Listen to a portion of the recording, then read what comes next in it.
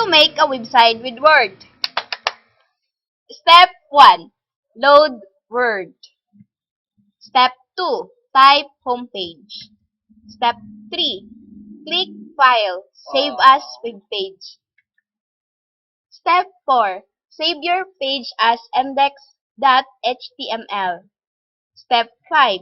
You will see now that the page doesn't look like a normal Word document. Step 6. Add some additional text. And the last is, save your work frequently. Step 8.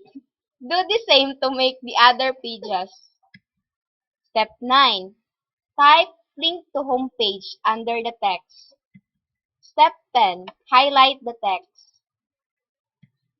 Step 11. Click insert or hyperlink. Step 12. Find index.html. Step 13. When you find it, select it and click OK. Step 14. Note that you have just created a hyperlink. Step 15. You can add a hyperlink to another website.